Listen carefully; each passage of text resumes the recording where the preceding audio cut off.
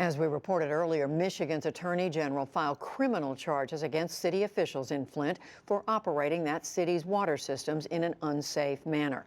Well, it turns out Flint is not alone in having a lead contamination problem. Two recent news investigations find two startling numbers. A Reuters investigation of lead levels in blood found nearly 3,000 areas in the country with contamination levels higher than those in Flint. And a USA Today report found that some 4 million Americans get water from utilities that do not meet federal safe drinking water standards. Laura Unger was the lead reporter on the USA Today investigation, and she joins me now. Laura Unger, welcome to the program. You and your colleagues focused on smaller communities around the country. Why? Well, we wanted to look at the problem beyond Flint and look to see just how big the scope was. And so basically we looked at where the problem was the worst, and we found that in these small water systems, which are generally located in rural areas, small remote communities, the problem was worse in those communities. And give us an example of what you found. You've got a number of families that you write about in this series. For example, one family in Ranger, Texas, they have a situation where their 2-year-old son has high levels of lead in his blood, and they lived there for about a year, almost a year, before finding out from a citywide letter that they had high lead in their city, in their city's water supply.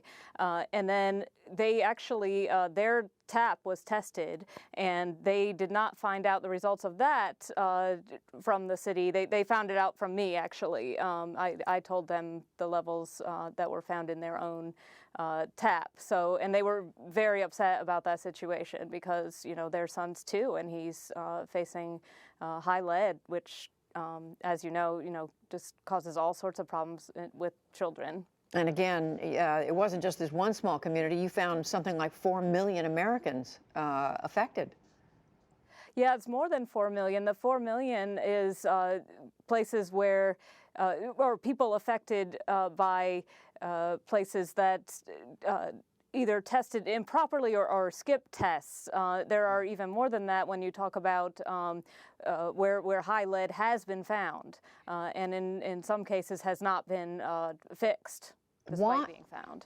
Sorry, I didn't mean to interrupt, but why is it that some of these smaller communities don't have the stringent regulations that larger population areas do? What the rationale that I've heard for the difference in the rules is the resource difference.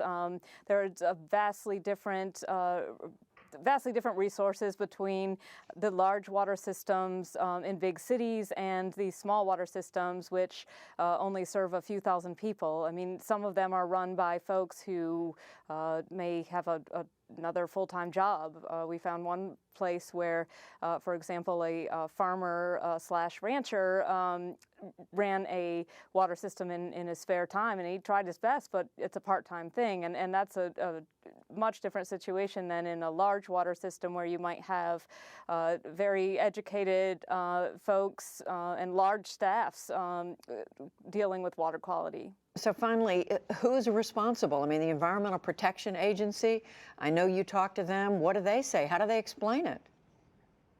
There's layers of responsibility, first of all. There's the utility, there's the states that are supposed to be enforcing the federal safe drinking water standards, and then ultimately the buck stops at the EPA. The EPA does tell me that they are focusing on these small water systems, that they do hope to make improvements in this area. But it's a multifaceted problem and with no easy answers at all. Well, it's some excellent reporting, and I know you're going to be following up on that. Laura Unger with USA Today. Thank you. Thank you.